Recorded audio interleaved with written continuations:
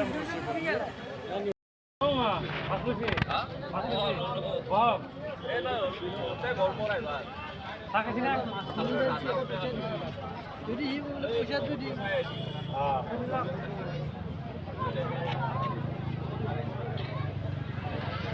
বৰ্তমান উপস্থিত আছোঁ নলবাৰী জিলাৰ মুকালমুৱাৰ বৰালিয়াৰ পাৰ এই মাছৰ বজাৰত। বৃহৎ যি মাছৰ বজাৰ, অহাকালি যি উৰুকা, এই উৰুকাক লৈ উখল মাখল এটা পৰিৱেশৰ সৃষ্টি হৈছে। এতিয়া মাছৰ এই বজাৰখনত আচলতে অত্যাধিক যি ভিৰ দেখা গৈছে, মোৰ সহযোগীক আচলতে সমগ্ৰ পৰিৱেশটো দেখিবলৈ অনুৰোধ কৰিম।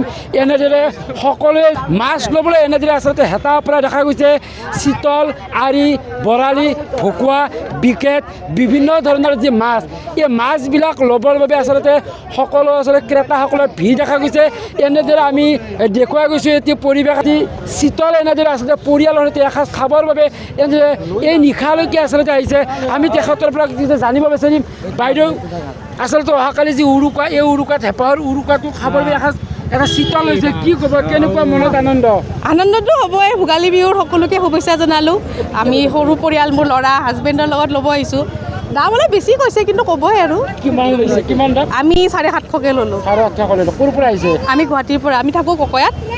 আমি গুৱাহাটীৰ পৰা এতিয়া ককয়াত ঘৰত আহি আছোঁ। হেঁপাহৰ ভোগালী বিহু পৰিয়ালৰ সৈতে এসাঁজ অহাকালি খাব, কেনেকুৱা অনুভৱ? খুবেই ভাল। সকলোকে আন্তৰিক শুভেচ্ছা জনাইছোঁ। হয়, আচলতে এনেদৰে বাইদেউ গুৱাহাটীৰ পৰা আহি মুকালমুৱা বৰলীয়া পাৰৰ পৰা এটি ডাঙৰ চিতল মাছ লৈ পৰিয়ালৰ সৈতে অহাকালি এসাঁজ যি খাব, মনত খুব আনন্দ। সকলোৰে এটা হেতা ওপৰত লাগিছে যে অহাকালি পৰিয়ালৰ সৈতে মাছৰ যি এসাঁজ খাব। আচলতে এনেদৰে মোৰ সহযোগীয়ে পৰিৱেশ দেখুৱাই যাব। এনেদৰে বৰলীয়াৰ পাৰৰ যিখন বজাৰ মুকালমুৱাৰ অন্তৰ্গত, এনেদৰে আচলতে আৰি বা চিতল বিভিন্ন ধৰণৰ মাছ আমি দেখুৱাই গৈছোঁ। আছাম টকছৰ দৰ্শকক দেখুৱাই গৈছোঁ। এনেদৰে যেন ইয়াত লানি নিচিঙা আচলতে গ্ৰাহকৰ ভিৰ দেখা গৈছে।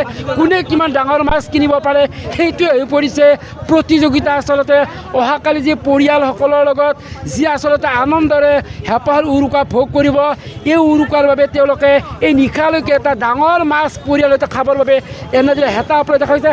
আমাৰ যে আৰু গ্ৰাহক আছে, আমি যদি সম্ভৱ হয় তেখেতসকলৰ পৰা আচলতে কিছু কথা জানিব বিচাৰিম। ক'ৰ পৰা আহিছে, কি কৈছে, ক'ৰ পৰা আহিছে দাদা? ইয়াতে ওচৰতে ঘৰ। কি ক'ব, ইমান ডাঙৰ মাছ শুনি ভাল লাগছে। ডাঙৰ মাছ ওলছি, বল্লি, আৰি, বিৰাট চিতাল, মোটামুটি 20 কেজি 25 কেজিৰ মাল ওলছি। চাই ভাল লাগছে। মাছ কেনেকুৱা? এইবাৰ অৱৰোধ কৰি এইবাৰ বেছি ভাল, ডাঙৰ মাছ ওলছি আৰু কোন পৰা আচলতে ইয়াত মানুহ কিমান সময় মাছ? মানুহ বহুত হৈছে, বহুত নিলাকৰ পৰা আহিছে মানুহ। হয়, আচলতে হেঁপাহৰ উৰুকাৰ বাবে বৰলীয়া পাৰৰ যিখন বজাৰ, এই বজাৰখনত বিভিন্ন প্ৰান্তৰ পৰা সমাগম হয়। আৰু মোৰ লগত আচলতে এগৰাকী গ্ৰাহক আছে, তেওঁৰ পৰা আচলতে কিছু কথা জানিব বিচাৰিম। কি ক'ব আজি যি অহাকালি হেঁপাহৰ উৰুকা, কেনেকুৱা ধৰণৰ মাছ ওলাইছে ইয়াত? ইয়াতে আৰি, বল্লি, চিতল, ভৌকা, আপোনাৰ ডাঙৰ মাছ ওলাইছে। ইয়াতে ব্ৰইলাৰ পাৰ, ইয়াতে পাইকাৰী বজাৰ বিক্ৰী হয়। আপোনাৰ বহুত দূৰৰ পৰা মানুহ আহি ৰাতি মাছৰ কিনা। গোটেই নিশা চলিব নেকি? গোটেই নিশা বজাৰটো চলে। বজাৰ কিমান চলিছে, দাম কিমান চলিছে, আৰি কিমান চলিছে, বৰালি? আৰি আপোনাৰ 1100 পৰা 1200 চলি আছে। বৰালিটো আপোনাৰ 1000 টকা চলি আছে, 900 1000 টকা।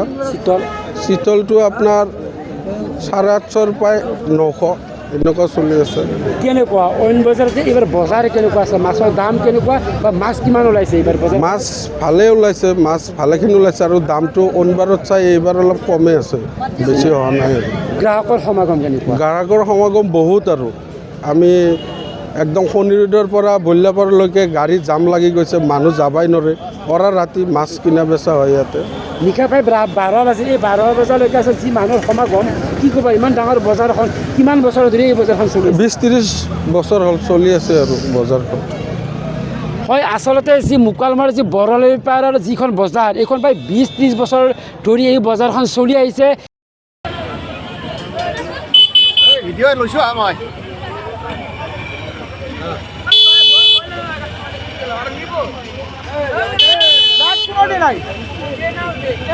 নাই বাজাৰ নাই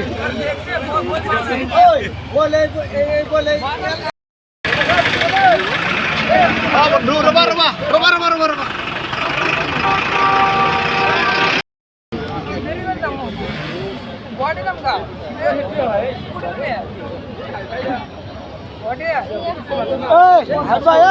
কম বাজাৰ 5 লাখ পিজ্জা হাৰানো কম চাৰ্জ